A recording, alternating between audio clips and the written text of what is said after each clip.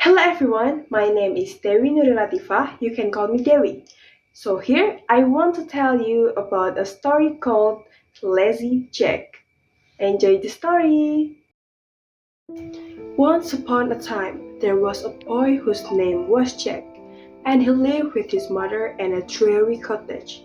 They were very poor, and the old woman earned a few pennies by spinning, but Jack was so lazy that he would do nothing except bask in the sun in the hot weather and sit by the corner of the fire in the winter time.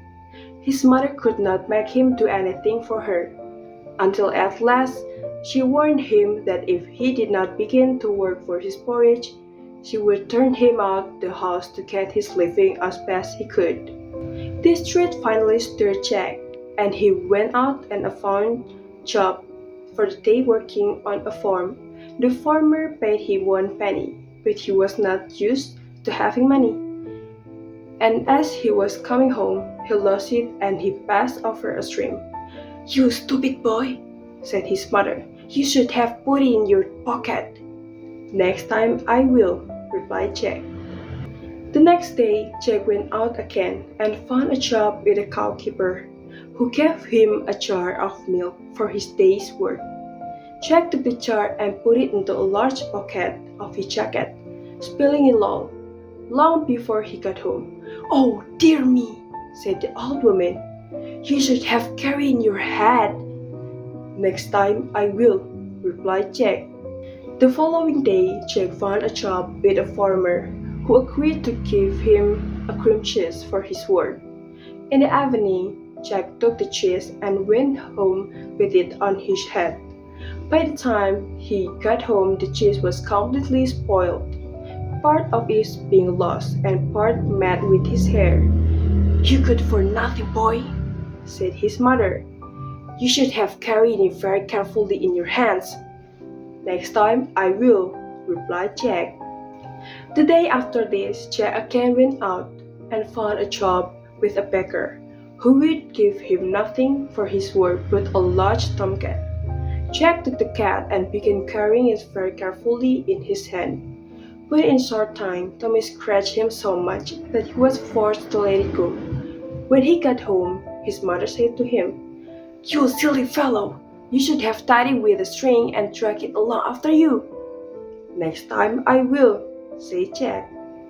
The next day, Jack hired himself to a butcher, who rewarded his labors by handsome presents of a shoulders of lamb. Jack took the meat, tied it to a string, and trailed it along after him in the dirt, so that by the time he had gotten home, the meat was completely spoiled. His mother this time completely lost her patience with him, for the next day was Sunday and she had to make do with the cabbage for her dinner. "You nincompoop," said she to her son. "You should have carried in your shoulder." "Next time I will," replied Jack. On a Monday, Jack went out once more and found a job with a cattle keeper, who gave him a donkey for his trouble. Although Jack was very strong, he found some difficulty in hoisting the donkey on his shoulders, but at last he managed it, and began walking slowly home with his prize. Now it happened that in a house along his way there lived a rich man with his only daughter, a beautiful girl, but unfortunately deaf and dumb. She had never really loved in her life, and the doctor said she would never recover until somebody made her laugh. Many tried without success, and at last her father, in despair, said he would offer her in marriage to the first man who could make her laugh. This young lady happened to be looking out the window when Jack was passing with the donkey on his shoulders, with the legs sticking up in the air, and the sight was so comical and strange that she burst out into a great fit of laughter, and immediately recovered her speech and hearing. Her father was overjoyed, and kept the promise by marrying her to Jack, who was thus made a rich gentleman. They lived in a large house, and Jack's mother lived with them in great happiness until she died. And that's the story of Lazy Jack by James Halliwell or Chad Phillips.